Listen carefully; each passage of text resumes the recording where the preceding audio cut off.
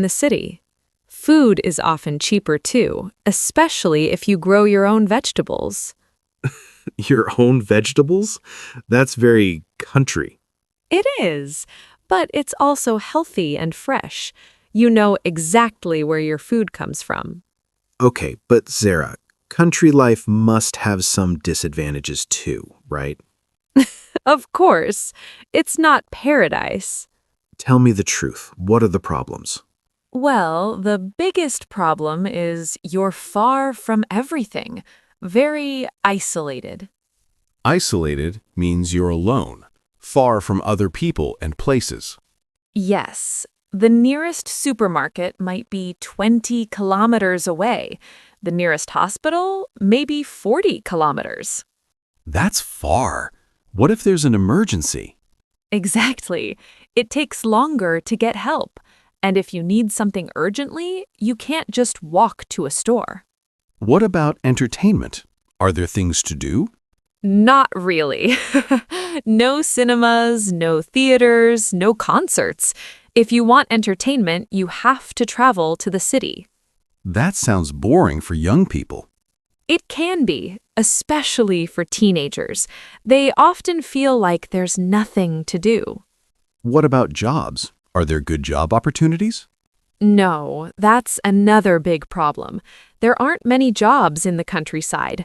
Most people work in farming or small local businesses. So if you want a career in technology or finance or something specialized, you have to move to a city. Exactly. Many young people leave the countryside to find better jobs in cities. What about transportation? How do people get around? Well, you need a car.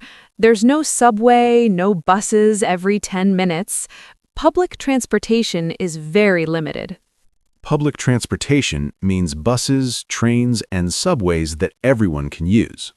Right. And in the countryside, there might be one bus a day, or no buses at all. So if you don't have a car, you're stuck. Pretty much. And that's expensive too. You need to buy a car, pay for gas, pay for insurance. What about internet? Is it good in rural areas? Oh, the internet. That's another issue. It's often slow or unreliable. That's a problem if you work from home or study online. Definitely. I remember trying to watch a video, and it would stop every 30 seconds to buffer. Frustrating. Very.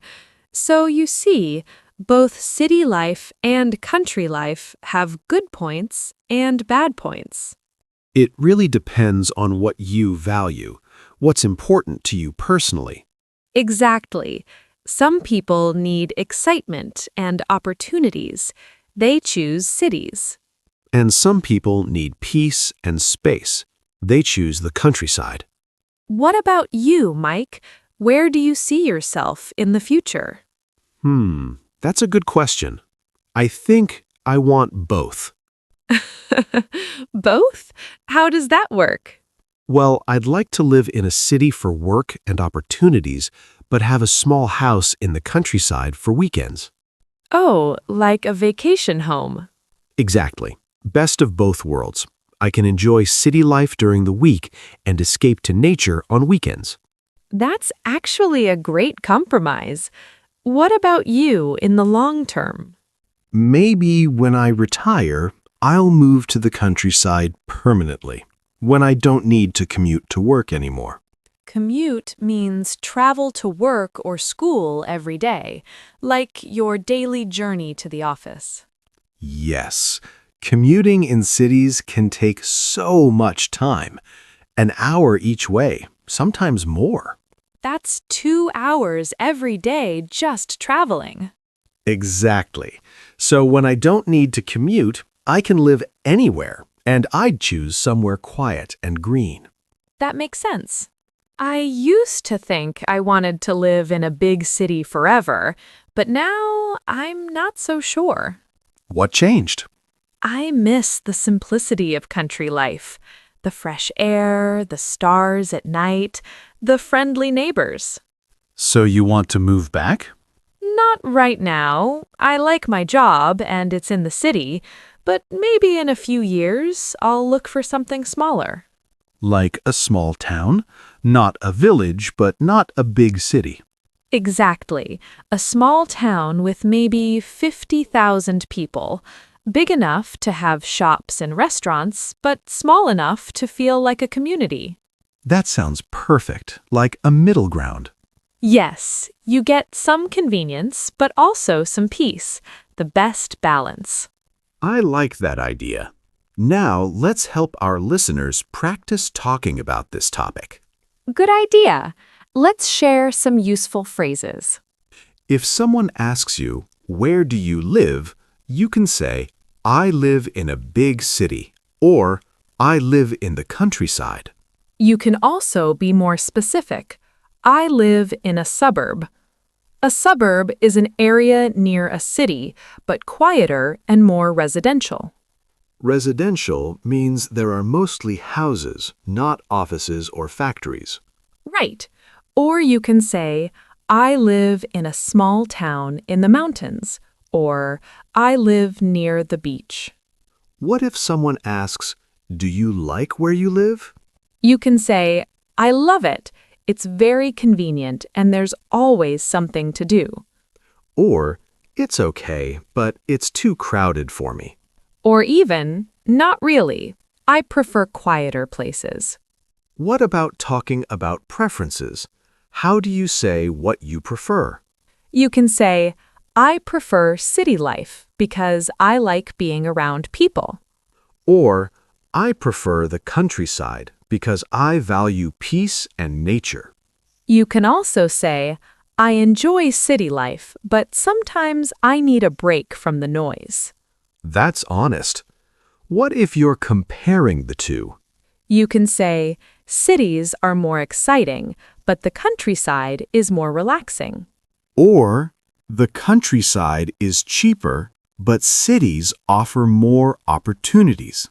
These comparisons help you express your thoughts clearly. What if you want to ask someone else about their preference? You can ask, would you rather live in a city or the countryside? Or, what's more important to you, excitement or peace? Or simply, where do you see yourself living in the future? These are great conversation starters. They are. And remember, there's no wrong answer. Everyone has different needs and preferences. Exactly. Some people love the energy of cities. Others find it overwhelming. Overwhelming means too much, too intense. It makes you feel stressed or tired. Right. And some people find the countryside boring, while others find it calming. It's all about personality and lifestyle.